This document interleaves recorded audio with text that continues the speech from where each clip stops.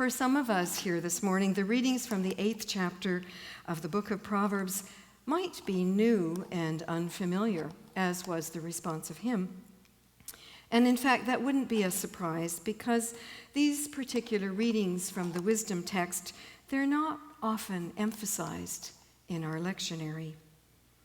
More typically, what we heard this morning would be offered on Trinity Sunday, and they would be offered as a slice of bread in the sandwich to prepare us for perhaps the story from John's Gospel, as we hear tell of Jesus as the embodiment of wisdom, as in the prologue, or sometimes they might precede Psalm 8, which speaks to the grandeur of creation that we heard about in How Great Thou Art. And if we had a full traditional service, we would probably have the story from Romans, where Paul speaks about a word of hope. Sometimes the readings we heard from Proverbs today, they would go with the 16th chapter of John's Gospel, where Jesus promises his lost ones, his disciples, that he will send an advocate, the Spirit of truth, to guide them in the aftermath of his death on the cross. But for today, seeing as we have communion, seeing as it's the height of summer, we have the chance to just soak in the words and the images that Mark read for us, images of delight and creativity, and they're offered for our hearing and our listening enjoyment. As you might guess, I, for one, love the images evoked in this ancient poetry that speaks to the grand timelessness of God's creative endeavors that culminate in the bringing forth, or we might even say the birthing of, among other things, God's feminine counterpart, God's companion, or some scholars would call her God's Lady Wisdom, or even Madam Insight. Whatever motivated the composition of the book of Proverbs, in my mind's eye, I see a vision of God and Lady Wisdom actively and energetically engaged in their creative work.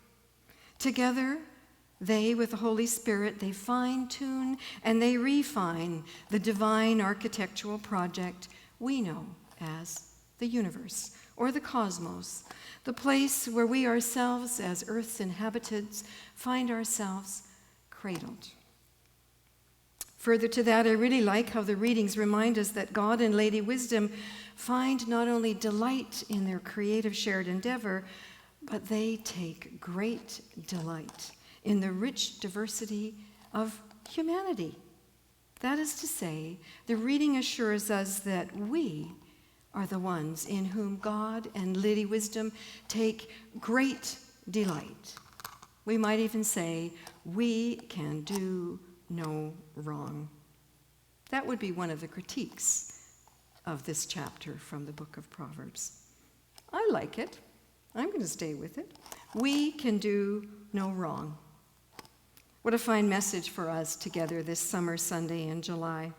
How wonderful for us to learn that God and God's feminine counterpart, God's companion, delights in us as a mother might delight in a beloved child, or as a father or a grandfather would do so, or as a master teacher would take delight in a beloved student. But my absolutely favorite part of the reading is at its end. Happy are those who keep wisdom's ways, it says.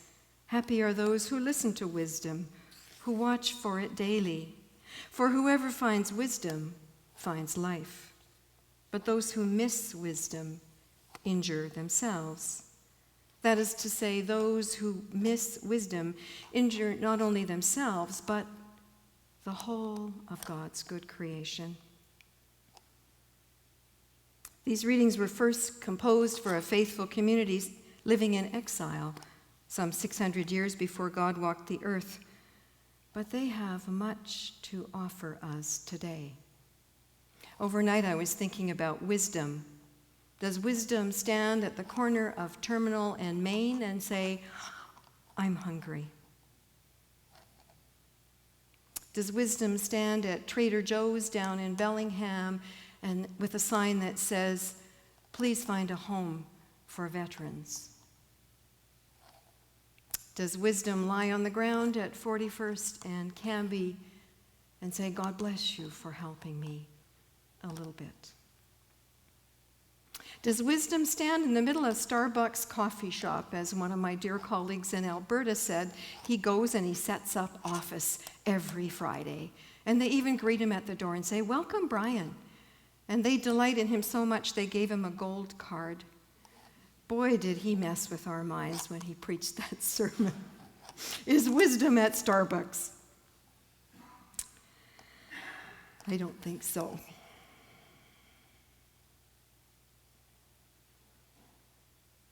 For me, wisdom speaks a word to us about our environmental degradation. Fooling ourselves for far too long, we have lulled ourselves into ignoring the shocking implications of climate change and global warming.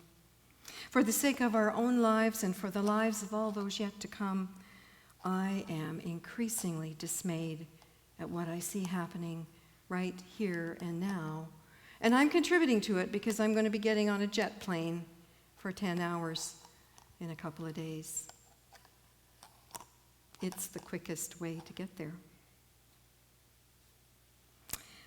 This morning's readings, they bring me to a story of hope, and it's based on a recent conversation I had with a new acquaintance. I went to see a dermatologist about a small lesion on my cheekbone.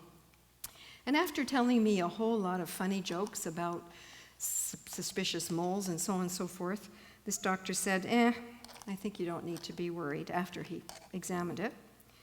But what began as a diagnostic consultation quickly turned into an education session on how to protect myself from further skin problems. I really liked him because he said, "Those are not age spots on your hand, those are sunspots."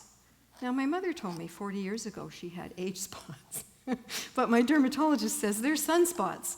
And if you put sunscreen all over yourself between 8 in the morning and 6 at night, they will go away. I don't know, I have to test that out.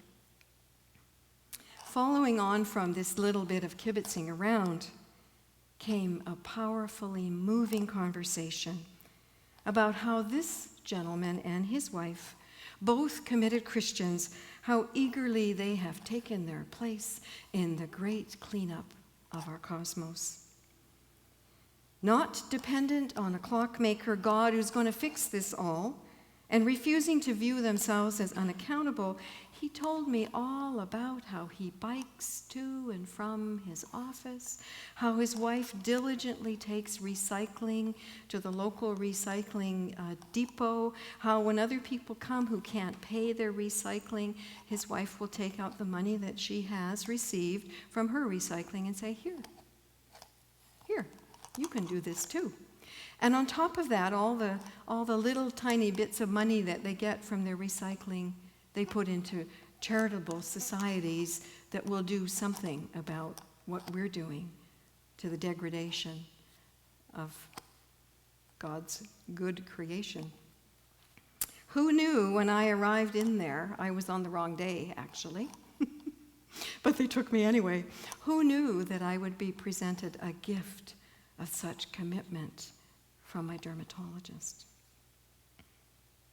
Indeed, it seems to me that this man's testimony on behalf of himself and his family surely pay heed to Lady Wisdom's invitation to keep wisdom's ways as they take their part in the mending of God's good creation.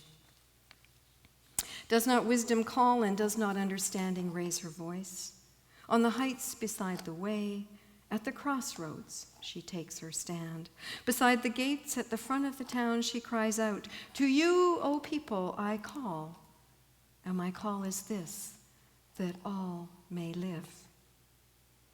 In the name of the triune God, Father, Mother, source of life-giving wisdom, Comforter, friend, and Holy Spirit, I pray that it may be so.